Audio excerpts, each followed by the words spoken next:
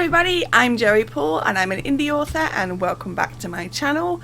I write young adult fiction across a variety of genres, and if you think that might interest you, then think about subscribing below.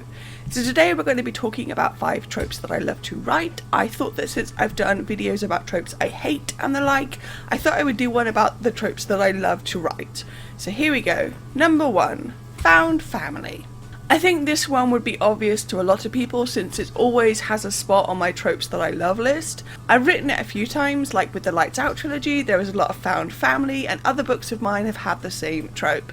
And I just love writing it. I love getting to explore it, to bring friends and such together and make sure they all know that they have a proper family and that biology doesn't always come into it. It's a well-loved trope by many people, and for the simple reason that a lot of us have or want some kind of found family.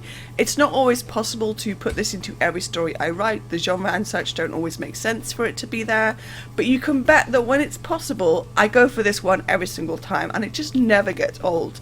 It never becomes a cliche or something. It's just something that's a lot of fun to play around with and write and just enjoy the trope as a whole. Number 2. Newfound ability. I have done this with Jessie in the Cramming Chronicle series, but I've also done it in some other books that haven't yet gotten to be published. I just love taking a character and throwing them into the deep end, making sure they have no idea what's in store for them. I especially love doing it when their parents and loved ones can't be told. I don't mean completely isolating them, but making it so they have to be careful about who they can trust. It just opens up a whole world that wasn't there before and gives me a lot of fun pondering this or that and bringing it all together. I especially love when they kind of suck at the ability and have to work really hard to be able to control it and turn it into something that will help them, their friends, their family, and the plot as a whole. Number 3. Disabled love interests. I don't generally write romance, nothing wrong with it, but it's just not been something where I've had many ideas. That said, I will from time to time write a romance subplot, and if that happens, then I love it when 2 characters come together and one or both of them are disabled in some way. I just want to be part of the reason that disabled people have happy endings, and that exists. Too much of the time we're painted as unlovable, and as I write books for teens, I want to showcase those disabled and abled teens who are reading that it is very much possible to be disabled in some way and still find that person you click with and have a happy ever after.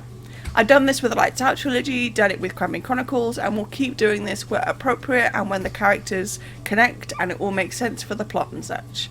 Invisible, which comes out in November, has disabled love interests, though a lot of the time that love connection doesn't happen until the second book, which won't be out for a couple of years. Either way, it's part of the story, and I will always want to be including this where possible. Number 4. Strong friendships that weather the storm.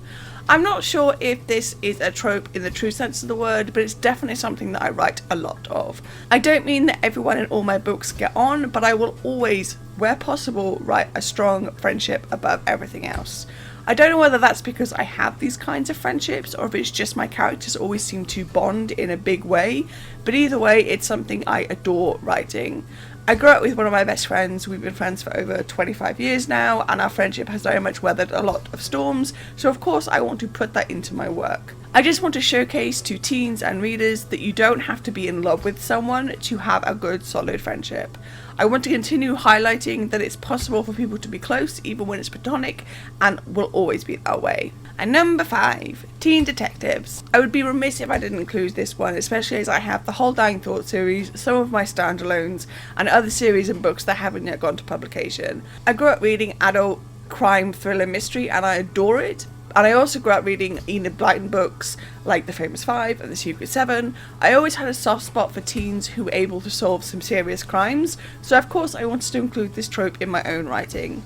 There's something to be said for teens who get to solve crimes, whether that's the circumstances or because they're worried that the adults were on the wrong track.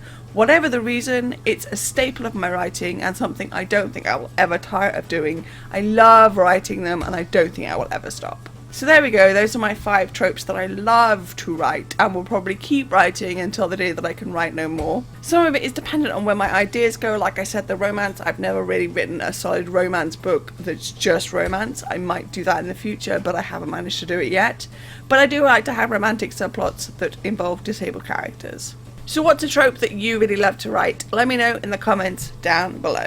So that's all I've got time for today. If you want to support my channel, you can comment, like, or subscribe. I post new videos on Thursdays. You can find me all over social media, and my books are available everywhere, and you can also sign up for my newsletter. And don't forget to pick up Cramming Chronicles: The Second Pang, which is the second in an urban fantasy series. And also, don't forget to grab a ticket for Author City in Birmingham in July, where I'll be signing books.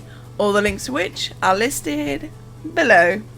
Thanks for watching, and remember to keep writing. Bye!